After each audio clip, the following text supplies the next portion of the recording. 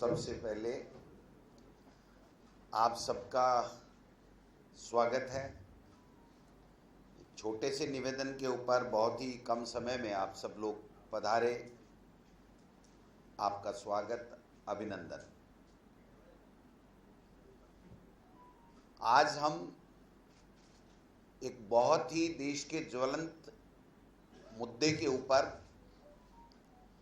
केंद्र सरकार की एक बहुत ही गलत नीति के ऊपर आप सर से चर्चा करना चाहते हैं। आपने देखा होगा कि 8 साल पहले जब मोदी जी एनडीए की तरफ से देश के प्रधानमंत्री के दावेदार बने थे, तो एनडीए ने और मोदी जी ने देश के किसानों से, देश के युवाओं से, देश के व्यापारियों से, देश के अर्थशास्त्रियों से और देश के तमाम कर्मचारियों से, उद्योगपतियों से सबसे बड़े बड़े वादे किए थे और अच्छे दिन लाने की बात की थी। उस अच्छे दिन के एवज में देश के प्रधानमंत्री ने सबसे पहले रात को 8 बजे 500 रुपए के नोटबंदी का जो फैसला किया, जिससे अर्थव्यवस्था हमारे देश की छिन्न भिन्न हुई, आर्थिक मंदी का शिकार हम लोग हुए, बेतरतीब तरीके से जीएसटी लगा करके व्यापारियों की कमर तोड़ने का काम किया। व्यापारी, छोटे व्यापारी एक तरीके से बर्बाद से हो गए। उसके बाद में किसानों की बारी आई और देश के प्रधानमंत्री ने 3 काले कानून अपने उद्योगपति मित्रों के लिए ला करके किसान की कमर तोड़ने का काम किया। 15 महीने तक किसान को आंदोलन करने पड़ा और अब भी वो 3 काले कानून ले लिए, लेकिन विभिन्न योजनाओं के नाम से और बजट के माध्यम से किसान के हितों के ऊपर कुठाराघात कर रहे हैं। जो युवाओं से रोजगार देने का वादा किया था, 2 करोड़ युवाओं को प्रतिवर्ष 16 करोड़ युवाओं को नौकरी मिल जानी चाहिए थी, लेकिन देश के प्रधानमंत्री ने जो अग्निपथ योजना के तहत अग्निवीरों की जो संविदा के ऊपर भर्ती करने का जो ऐलान केंद्र की सरकार के द्वारा किया गया है, ये तो सारी हदें पार कर गए। जो देश की सेना, जिसके कारण से जो सरहदों के ऊपर दिन में, ठंड में, गर्मी में, धूप में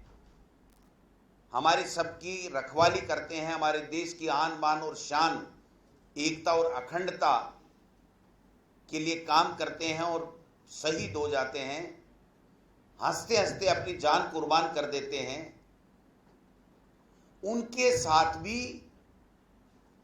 बहुत बड़ा धोखा देश के प्रधानमंत्री जी ने और केंद्र की सरकार ने किया है। 4 साल के लिए अग्निवीरों की भर्ती, 2 साल से भर्तियां निकल नहीं रही हैं। आज भी हमारे केंद्र में 62,29,000 स्वीकृत पद रिक्त पड़े हैं, जिसमें अगर मैं बात कहूं तो अकेले भारतीय सेना के अंदर 2,55,000, सेंट्रल आर्म्ड पुलिस फोर्स के अंदर 91,000 से कहीं अधिक, स्टेट पुलिस फोर्सेज के अंदर 5,31,000 से कहीं अधिक, रेलवे में 2,66,000 से कहीं अधिक। इस प्रकार से 62,29,000 पदों की स्वीकृत पोस्ट होने के बावजूद ये अग्निवीर के माध्यम से ठेके पे लेना, ट्रेनिंग देना और 30,000 रुपये से शुरू करके 40,000 रुपये तक उनको वापस 4 साल बाद में निकाल देना, और यही नहीं, निकाल नहीं देना अयोग्य करके कि उनमें से जो मेरिट के आधार के ऊपर चुने जाएंगे 25%, यानी जो 75% वहां से जो वापस अपने घरों में जाएंगे वो सारे के सारे फोर्स के हिसाब से, हमारी सेना के हिसाब से रिजेक्टेड लोग हैं जो उस 25% में अपनी मेरिट नहीं बना पाएंगे। एक कंपटीशन तो उनको पहले फौज में भर्ती होने का देना पड़ेगा, फिर दूसरा कंपटीशन अपने आप को उसमें 25% में लाने का देना पड़ेगा, और तब तक न जाने देश के प्रधानमंत्री कब रात को 8 बजे आकर के किस तरीके की घोषणा कर दें, किसी को कुछ भी पता नहीं है। आज पूरे देश में आग लगी हुई है। जिस युवाओं का भारत और जिन युवाओं के वोट के पीछे देश के प्रधानमंत्री बने थे नरेंद्र मोदी जी, और जिस किसान अन्नदाता के वोट से देश के प्रधानमंत्री 2 बार बन गए नरेंद्र मोदी जी, उन्होंने न किसान को छोड़ा, न व्यापारी को छोड़ा और न युवाओं को छोड़ा। आज पूरा देश जल रहा है आग में, और अगर उन्होंने कोई काम करना था तो मैं ये पूछना चाहता हूं कि 543 हमारे सांसद हैं, राज्यसभा के सदस्य हैं, अपर हाउस है, उसके सांसदों के बीच में इस बात की चर्चा क्यों नहीं करनी चाहिए? देश के अंदर नौजवान क्या चाहता है, देश के विद्वान लोग क्या इसके ऊपर अपनी विचार रखते हैं, क्या उसके ऊपर चर्चा नहीं होनी चाहिए थी क्या? जिस प्रकार से नोटबंदी अचानक ला करके एक तोहफा देने की कोशिश की गई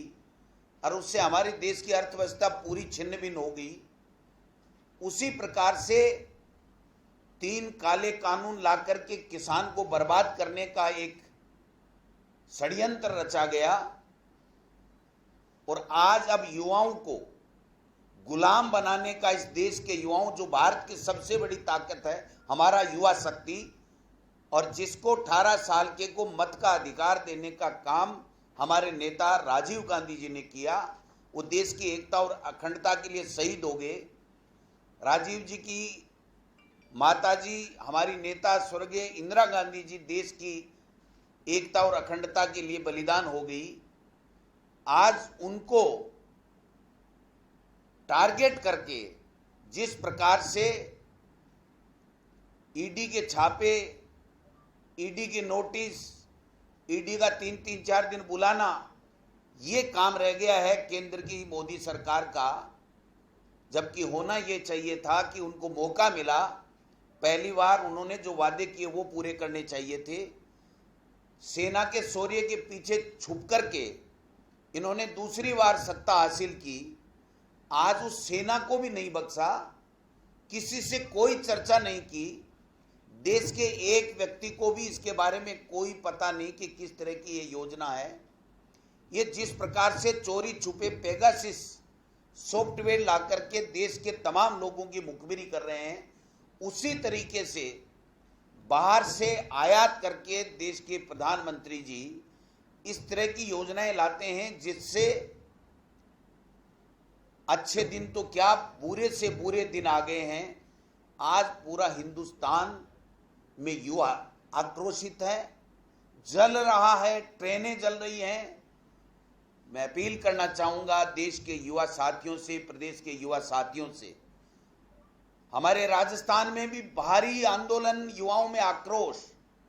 और जगह जगह धरने, प्रदर्शन, रेल रोको और बसें रोकना, रोड जाम करना, ये आक्रोश में कर रहे हैं। मैं उनसे अपील करना चाहूँगा कि आप किसी भी प्रकार की कोई हिंसा नहीं भाग लें, हिंसा के कार्यों में, और आपसे आग्रह करना चाहेंगे कि शांति बनाए रखें। देश के युवा के साथ में हम सब कांग्रेस पार्टी के तमाम नेता आज हम साथ में खड़े हैं। आज देखिए 4 दिन से जिस प्रकार से राहुल गांधी जी को और कांग्रेस के नेताओं को टारगेट किया जा रहा है,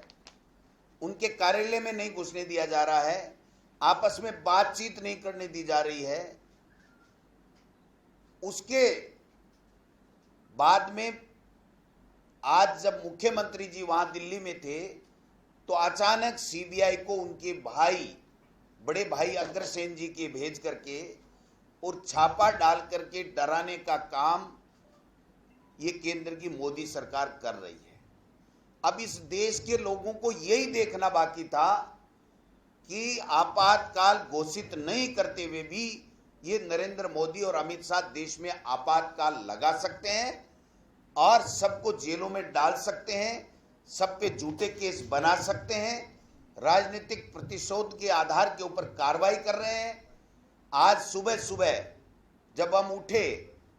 तो पता लगा कि हमारे मुख्यमंत्री जी के बड़े भाई के यहां सीबीआई ने रेड डाल दी है। आप देखिए कितने साल पुराना मुकदमा, कुछ भी नहीं मिला,